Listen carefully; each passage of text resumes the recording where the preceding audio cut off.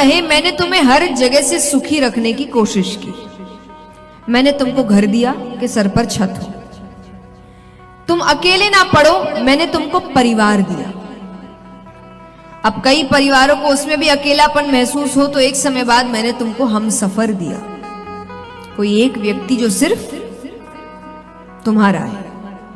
फिर तुम्हारा अपना परिवार दिया, संतान इत्यादि हो तो व्यक्ति का खुद का एक और परिवार शुरू हो जाता है। तुम अपनी खुशियां बांट सको, मैंने रिश्तेदार दिए। तुम अपना जीवन चला सको, मैंने तुमको काम दिया। तुमने तो इसी को अपने दुख का कारण बना लिया। आज एक बात विचार करिए, मनुष्य कैसा है? भगवान ने जो चीजें उसको उसके सुख के लिए दी, आज 80% लोगों के दुखों का कारण ही यही है। आप किसी से पूछो दुखी क्यों हो?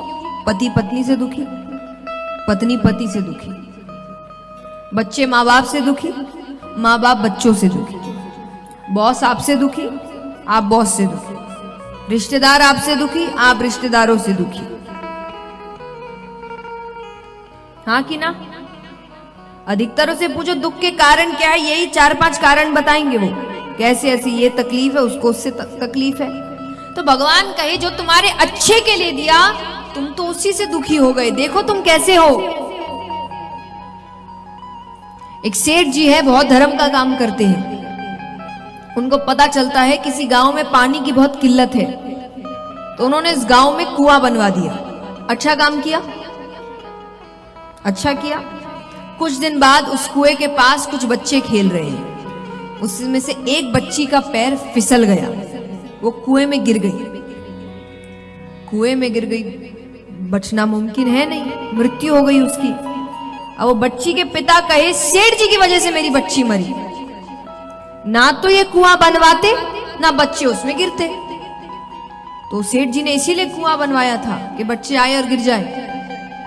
बताओ, गलती हमारी, हमने बच्चों को कुएं के पास जाने दिया।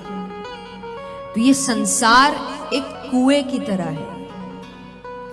चलिए आजकल तो इतना कोई नहीं इस्तेमाल करता, पर फिर भी पता तो होगा कुएं से पानी कैसे निकालते हैं। खुद अंदर जाके बाल्टी बांध के रस्सी से बाहर खड़े रहकर आप पानी खींच लेते हैं। तो संसार कुएं की तरह है, बाहर रहकर अपनी जरूरत की चीजें निकालते रहो।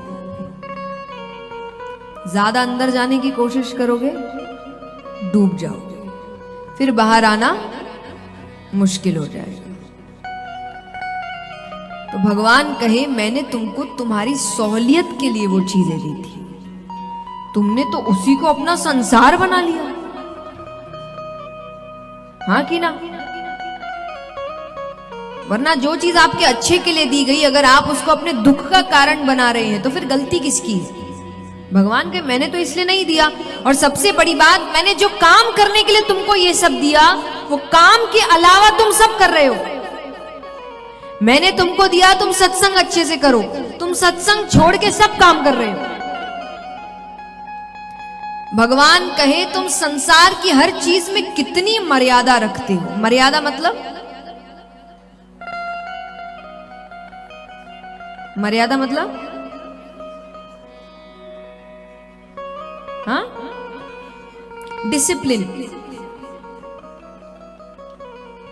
हर चीज हम बहुत मर्यादित रूप से कर रहे हैं। स्कूल समय पर जाते हैं, ट्यूशन समय पर जाते हैं, ऑफिस समय पर जाते हैं, मनोरंजन भी समय पर हो रहा है। हफ्ते में एक दिन छुट्टी का दिन है,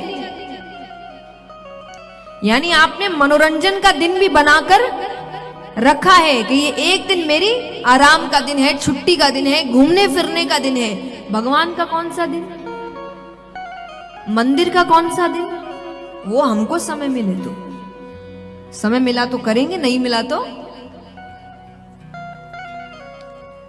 अब आपने या मंडल के सभी सदस्य बैठे हैं, आपने कथा कराई, बहुतों को निमंत्रण दिया होगा, तो कई पुरुष वर्ग से, क्योंकि ये जवाब अधिकतर पुरुष वर्ग से ही आता है, पुरुष वर्ग से आपको जवाब मिला होगा संडे के दिन आएंगे। हाँ कि ना? क्यों? छुट्टी रहती है, दुकानें बंद रहती है, और यही इनके घर में शादी हो जाए 10-10 दिन तक दुकान बंद करके जाएंगे। तब काम याद, तब अपना काम है, घर का काम है, मनोरंजन का काम है, दुकानें बंद करके भी जाएंगे। भगवान का काम है संडे का हमको छुट्टी मिलेगी तब आएंगे। और इसी व्यक्ति को जब उसके जीवन में कोई तकलीफ आती है तो भगवान आधी रात में भी एक पैर पर खड़ा चाहिए।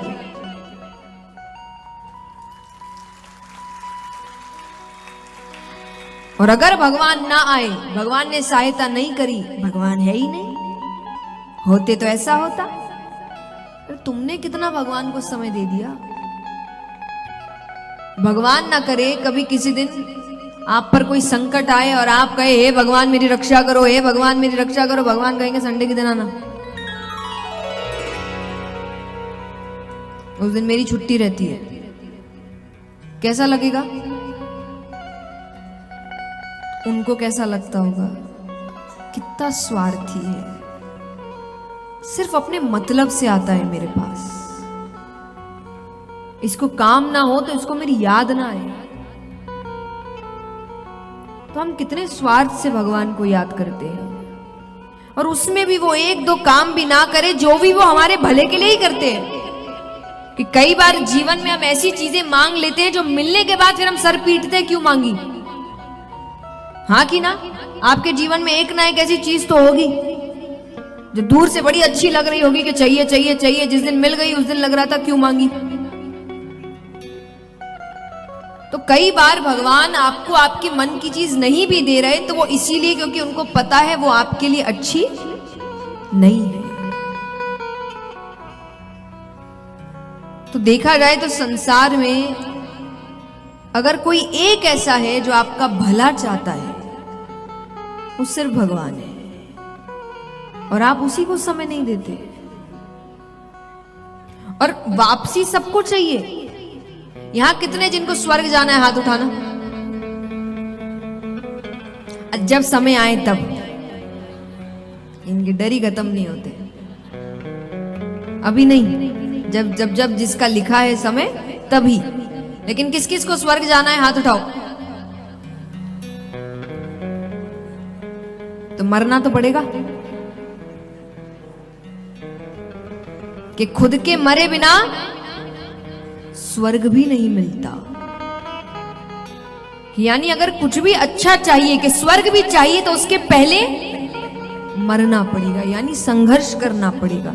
तो भगवान कहे तुम्हें हर चीज वो चाहिए जो सत्संग के बदले मिलती है, बस तुमको सत्संग नहीं करना।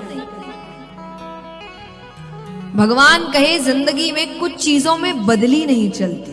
बदली माने एक्सचेंज, आपके बदले कोई और कर ले। ऐसे बहुत सी चीजें हैं, पर कुछ महत्वपूर्ण चीजें कही गई है। पहला, भोजन। आपके बदले का भोजन कोई और नहीं कर सकता, आपका पेट नहीं भरेगा, सही बात है। दूसरा, शादी। आप कह सकते हो मुझे जरूरी काम है, फेरे तुम ले लो, कर सकते हो? नहीं। तीसरा, मृत्यु। मेरे अच्छे दोस्त हो ना, बड़ा कहा था ना, जीना तेरे साथ मरना तेरे साथ, मेरे बदले मर जाओ। करेगा कोई? और ये होता नहीं है, वो तो है ही, पता है हमें कि आपके बदले कोई और नहीं मर सकता, लेकिन अगर होता तो भी कोई नहीं आता। आज बोलना नहीं चाहिए, पर कई बार आप देखेंगे किसी की मृत्यु हो जाती है ना, उसके कुछ ऐसे रिश्तेदार होते हैं जो दुख में कह रहे होते हैं कि उसको क्यों ले गए, हमको क्यों नहीं ले गए।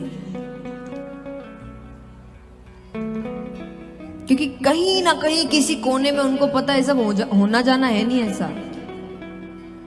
किसी एक दिन यमराज नीचे आ गए ना कि बहुत जल्दी है ना, उसको छोड़ो, तुम चलो, अगली बार से लोग बोलना बंद कर देंगे। तो इसमें भी बदली कि आपके बदले कोई और चला जाए, इसमें भी बदली नहीं चलती, वैसे ही सत्संग में भी बदली नहीं चलती। कि आपके बदले का सत्संग कोई, ये बात भी पुरुष वर्ग के लिए है। आज कई बातें पुरुष वर्ग की ओर इशारा करेगी, और ये कोई सोची समझी साजिश नहीं है, पर आपकी हरकतें ऐसी है, हम क्या करें।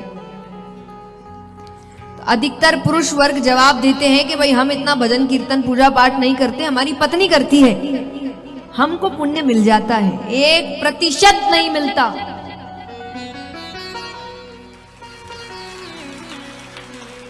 और इनकी तालियां बता रही है कि हर घर में यही कहानी है।